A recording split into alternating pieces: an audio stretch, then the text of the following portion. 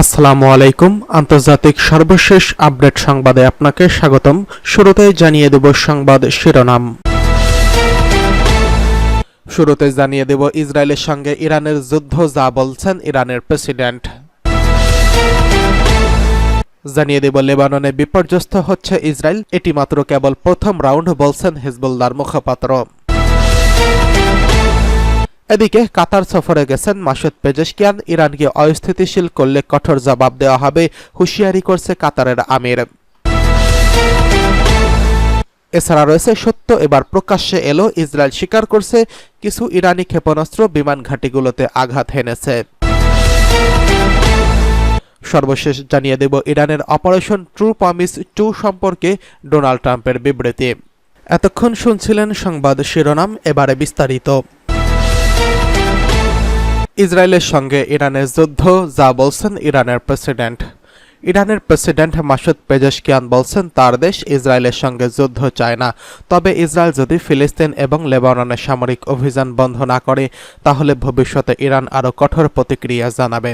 2 দিনের সরকারি সফরে কাতারে গিয়েছেন মাসুদ পেজেশকিয়ান। সেখানে তিনি গতকাল কাতারের আমির শেখ তামিম বিন হামদ আল থানির সঙ্গে বৈঠকের সময় এই ইস্যুতে ইরানের অবস্থান স্পষ্ট করেন।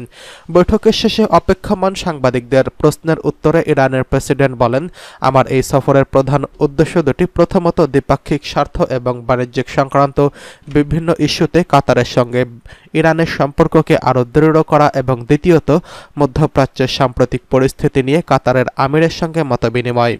মধ্যপ্রাচ্যের সাম্প্রতিক পরিস্থিতি নিয়ে আমি কাতারের আমিরের সঙ্গে ইরানের অবস্থান স্পষ্ট করছি। আমি বলছি যে ইসরায়েলের আন্তর্জাতিক আইন অমান্য করে নিরীহ বেসামরিকদের লক্ষ্যবস্তু বানাচ্ছে।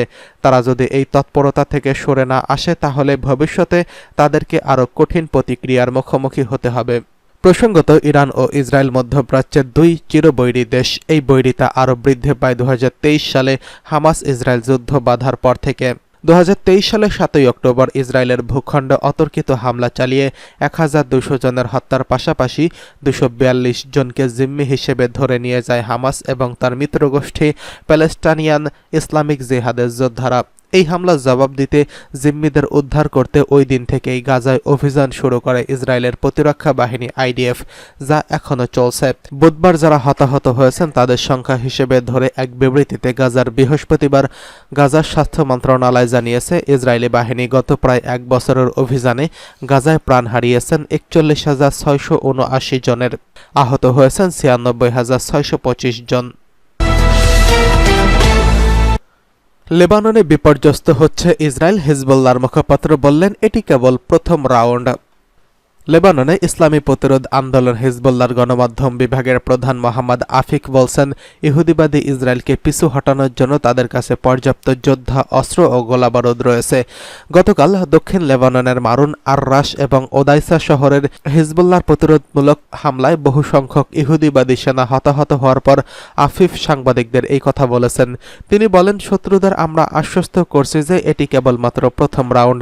আল্লাহর রহমতে আমাদের মাতৃভূমির জন্য আমাদের রক্ত এবং এই জীবন উৎসর্গ করতে প্রস্তুত আছি। মারুন আর রাস এবং ওদাইসা সহ অন্যান্য এলাকায় যা ঘটছে তা হিমালয়ের অগ্রভাগ ছাড়া কিছুই নয়। তিনি আরও বলেন, ইসরায়েলি বিমানের শ্রেষ্ঠত্ব স্থলযুদ্ধের নস্যাৎ হবে।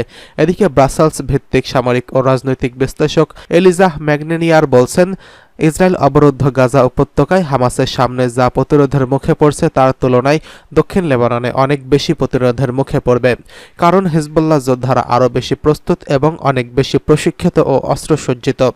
ম্যাগনিয়ার আল জাজিরাকে বলছেন, আমি মনে করি ইসরায়েলিরা বুঝতে পেরেছে যে গাজায় হামাস এবং ফিলিস্তিনি প্রতিরোধের বিপরীতে হিজবুল্লাহ আরও বেশি শক্তিশালী প্রতিপক্ষ। তিনি বলেন, গাজায় ফিলিস্তিনি যোদ্ধারা তাদের নিজস্ব অস্ত্র ব্যবহার করছে, কিন্তু হিজবুল্লাহ যোদ্ধাদের কাছে বিভিন্ন উৎস থেকে উন্নত অস্ত্র রয়েছে। হিজবুল্লাহ স্থল যুদ্ধের প্রথম দিনেই তাদের উচ্চ প্রস্তুতি দেখিয়ে দিয়েছে বলে মন্তব্য করেন এই বিশ্লেষক। কাতার সফরে মাসুদ পেজেশকিয়ান, ইরানকে অস্থিতিশীল করলে কঠোর জবাব দেওয়া হবে, হুঁশিয়ারি করলেন কাতারের প্রেসিডেন্ট।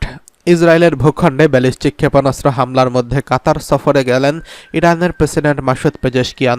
গাজা ইস্যুতে যুদ্ধবিরতির পৌঁছতে মধ্যস্থকারী ভূমিকা পালন করছে কাতার। এছাড়া হামাসের সঙ্গে সুসম্পর্ক রয়েছে দেশটির। এবার কাতারের সঙ্গে দ্বিপাক্ষিক আলোচনা ও শীর্ষ সম্মেলনে অংশ নিতে 2 দিনের সফরে দোহায় পৌঁছেছেন ইরানি প্রেসিডেন্ট। বুধবার 2রা অক্টোবর শুরু হওয়া এই সফরে মধ্যপ্রাচ্যের দেশগুলোর সমর্থন নিয়ে ইসরায়েলের বিরুদ্ধে জনমত জোরদার করতে চান মাসুদ পেজেশকিয়ান। মধ্যপ্রাচ্যে চলমান উত্তেজনা এবং আঞ্চলিক নিরাপত্তা নিয়ে কাতারের একটি পেজেশকিয়ানের প্রথম সফর। কাতারের আমির শেখ তামিম বিন হামদ আল থানির সঙ্গে দোহায় এক সংবাদ সম্মেলনে ইরানের প্রেসিডেন্ট মাসুদ পেজেশকিয়ান বলেন, ইসরায়েল যদি ইরানের বিরুদ্ধে একভাবে কাজ করতে থাকে তবে ইরান তেল আবিবকে আরও কঠোরভাবে জবাব দেবে।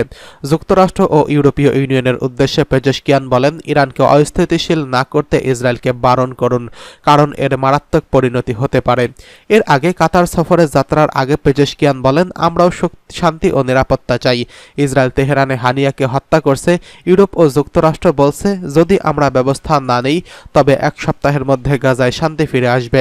আমরা তাদের আশ্বাসের অপেক্ষা করছি, কিন্তু তারা হত্যাকাণ্ড বাড়িয়েই চলছে। কাতারের আমিরের সঙ্গে বৈঠক ছাড়াও এশিয়ার কোঅপারেশন ডায়ালগের শীর্ষ সম্মেলনে অংশ নেবেন মাসুদ পেজেশকিয়ান। এদিকে ইসরায়েল স্বীকার করছে, কিছু ইরানি ক্ষেপণাস্ত্র বিমান ঘাঁটিগুলোতে আঘাত হেনেছে, সত্য প্রকাশ্যে এলো। ইহুদিবাদী ইসরায়েলের বর্বর সামরিক বাহিনী শেষ পর্যন্ত স্বীকার করতে বাধ্য হয়েছে যে মঙ্গলবার দিবাগত রাতে যে শত শত ক্ষেপণাস্ত্র দিয়ে ইসরায়েলের উপর হামলা চালিয়েছিল তার কিছু ক্ষেপণাস্ত্র তাদের বিমান ঘাঁটিগুলোতে আঘাত হেনেছে। ইসরায়েল দাবি করছে, এসব ক্ষেপণাস্ত্রের আঘাতে বিমানের ঘাঁটিগুলো, অফিসগুলো এবং রক্ষণাবেক্ষণ এলাকা ক্ষতিগ্রস্ত হয়েছে, কিন্তু কোন গুরুত্বপূর্ণ স্থাপনা বা বিমান, ড্রোন বা গোলাবারুদ ধ্বংস হয়নি। ইসরায়েল প্রথম দিকে কোনো ক্ষয়ক্ষতি হয়নি, ইরানের হামলা ব্যর্থ হয়েছে বলে দাবি করেছিল, কিন্তু দ্বিতীয় দিনে বিমান ঘাঁটিতে আঘাতের কথা স্বীকার করল। মঙ্গলবার রাতের হামলায় ইরান ফাতাহ-1 হাইপারসনিক ক্ষেপণাস্ত্র ব্যবহার করলে ইসরায়েল দাবি করছে এগুলো হাইপারসনিক ক্ষেপণাস্ত্র ছিল না। অবশ্য ইসরায়েলি বাহিনী স্বীকার করছে, ইসরায়েলের উপর ইরান ব্যাপকভাবে ক্ষেপণাস্ত্র চালিয়েছে। ইসরায়েলি বাহিনী হাস্যকরভাবে দাবি করছে, ইরানের ক্ষেপণাস্ত্রের টুকরোর আঘাতে মাত্র 2 জন বেসামরিক নাগরিক সামান্য আহত হয়েছেন।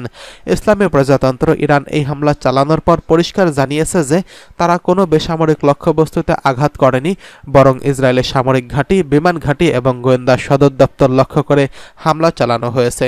ইরান আরও জানিয়েছে, তাদের ক্ষেপণাস্ত্র নেভাতিম, তেলনফ এবং নেটজানিম বিমান ঘাঁটি সহ মোসাদের সদর দপ্তরের কাছে আঘাত হেনেছে।